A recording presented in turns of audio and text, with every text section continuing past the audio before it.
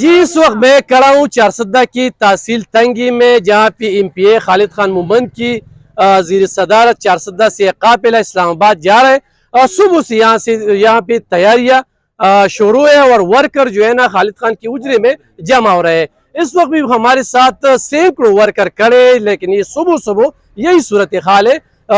دوپہر 12 بجے یہاں سے بڑا قافلہ اسلام آباد MP خالد خان مومند کی صدارت میں جائے گا۔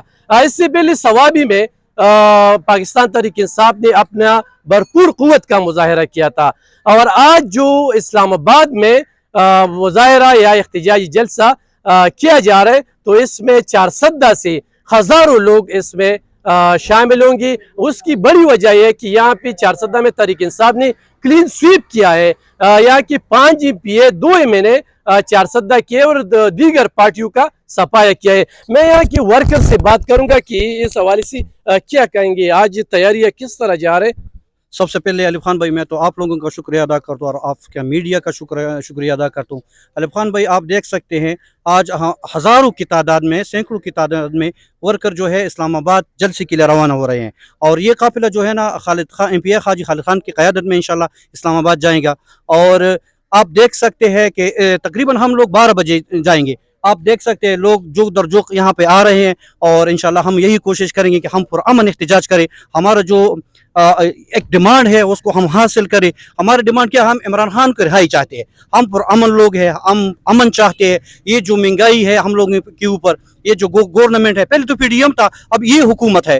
آپ دیکھ سکتے ہیں کہ ہند حکومت نے لوگوں کا بیڑا غرق کر دیا۔ اگر عمران خان سچا نہیں ہوتا تو ان لوگوں کو میں چیلنج کرتا ہوں کہ آپ ایسا کریں کہ عمران خان کو رہا کر دے۔ اگر رجیم چینج صحیح نہیں تھا، آپ لوگ بولتے ہیں کہ رجیم چینج جو تھا وہ 1-2 کا تھا، تو جب 1-2 کا تھا تو پھر بھی عمران خان کو رہا کرنا چاہیے۔ آپ لوگوں کے جو فیصلے ہیں اس کو ہم نہیں مانتے۔ یہ جو لیڈر ہے یہ امت مسلمہ کا لیڈر ہے، اور آپ کو چاہیے کہ جلد از جلد عمران خان کے رہائی کا حکم دے دے۔ پکڑ دکڑ بھی جاری ہے، لاٹھی چارج بھی ہو سکتا ہے، ریاست کے ساتھ نہیں ہو سکتا، تو اس کے لیے آپ نے کچھ تیاری کی؟ علیف خان بھائی آپ کو پتہ ہے کہ تحریک انصاف کی ورکر جو ہے وہ یہ جتنی بھی پکڑ دکڑ ہے ان سے خوفزدہ نہیں ہے، کیونکہ ان لوگوں کا یہ روزمرہ کا معمول بن چکا ہے، اور PTI کا ایک خالص ورکر ہے کہ ان لوگوں کو پتہ ہے کہ آگے کیا ہونے والا ہے۔ الحمدللہ جتنی بھی ورکر ہے تحریک انصاف کے، یہ ہر قسم قربانی کے لیے تیار ہے۔ جی دوسری ساتھی اس کے ساتھ بھی بات کروں گا۔ یہاں پہ بہت لوگ ابھی بھی جمع ہو رہے ہیں، اور ان سے بھی کچھ باتیں کرنے تیار تھا۔